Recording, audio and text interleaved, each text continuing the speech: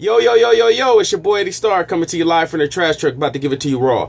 Okay, so I just reached 400 subscribers. I really appreciate you guys hitting that subscribe button, watching my videos, commenting, interacting. I plan to be more interactive with you guys this year, in the year 2016. I really appreciate you guys because I starting from the bottom, I had like maybe 50 subscribers, and I thought I probably wouldn't get beyond maybe 200 subscribers, but you guys keep showing me love, showing me support, so I try to bring the heat.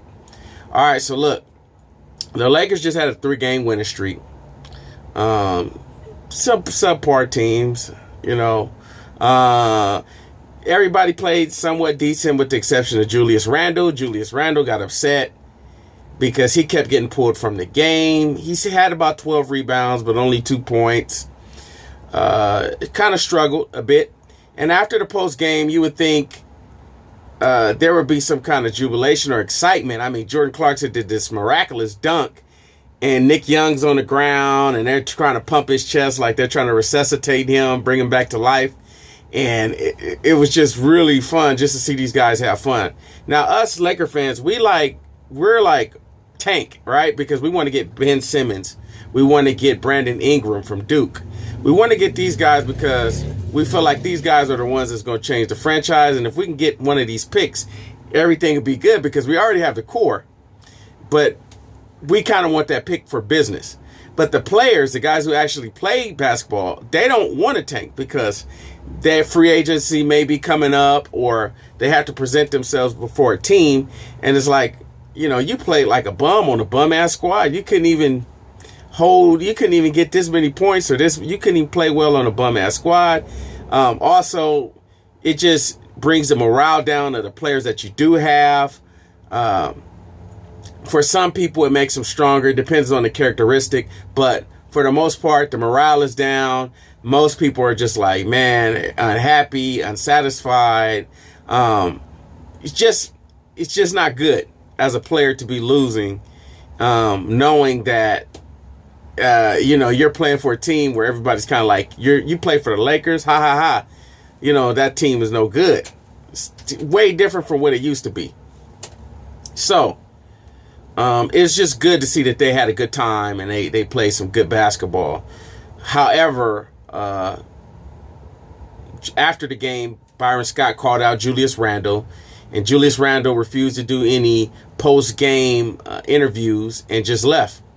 And Byron Scott continued to lambaste and ride Julius Randle. And I don't know why. It's like he has this angry dad syndrome. He always wants to pick out the negative things that you do, right? But we'll see how that plays out, if things get better during the second half of the season. It's almost getting towards All-Star break. Kobe sat out with a sore shoulder. Gave a couple guys more opportunities like Anthony Brown and Jordan Clarkson to really spread his wings.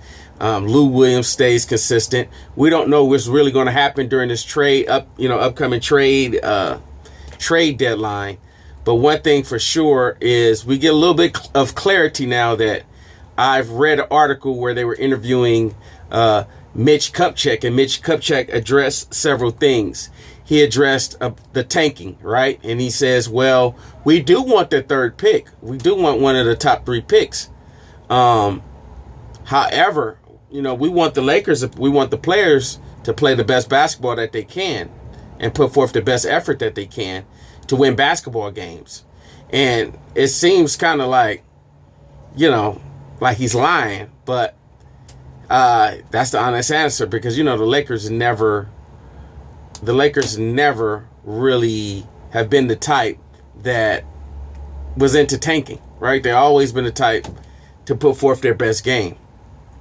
So he spoke on that. He says, hopefully we keep it, but if we don't keep it, we're in a better position than what we were last year.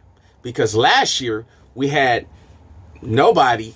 Now we have a core, the 5 players, Anthony Brown, Larry Nance Jr., Clarkson, Randall, and Russell. We have a core that we can build upon. So this year is pretty much the farewell to Kobe.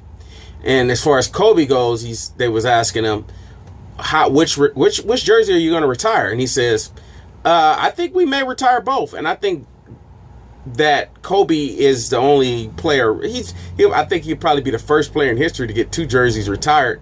But I think he's worthy of that because he's put it down so many years. He gave us 5 championship rings. Many would argue that he's the greatest Laker of all time.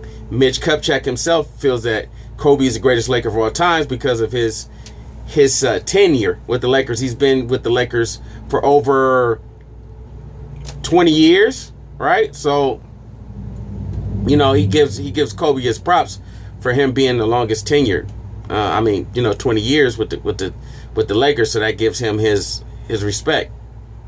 I made a video about that. Greatest Laker of all times, the GLOAT. You can go check that out. Tell me what you think, what you like, what you dislike. Comment no. Say, hey, you know what?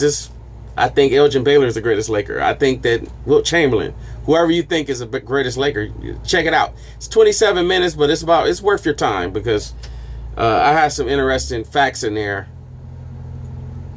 Also, he addressed, what else did he address? Okay, so he talks about free agency, how he's excited about the upcoming free agency. They're going to have $60 million in cap space, which means it's going to be hard for Jordan Clarkson to leave. Now, Jordan Clarkson is going to be a restricted free agent, which means they have his bird rights, and if he tries to go to another team, unless the Lakers refuse to match, he has to stay with the Lakers. He's a restricted free agent. I think Kawhi was in a similar situation, or he's going to be in a similar situation where, I don't know, I'm not quite sure, but I think it already passed. But Clarkson's in a similar situation. He got drafted lower guarantee, lower money, but he's going to end up cashing out more than the other guys who got drafted higher than him. And I believe that his contract I'm estimating is going to be anywhere between $10 to $17 million a year. From what I gather with Mitch said it's going to be impossible for Jordan Clarkson to leave, which means he's going to match whatever he's going to get, which I agree with because clearly Jordan Clarkson's the best player on the Lakers, especially after Kobe leaves. Jordan Clarkson is the best player. I mean, that's just evident. So, I mean, what do you guys think? You think he's worth that much? You guys are, no, we shouldn't pay him that much.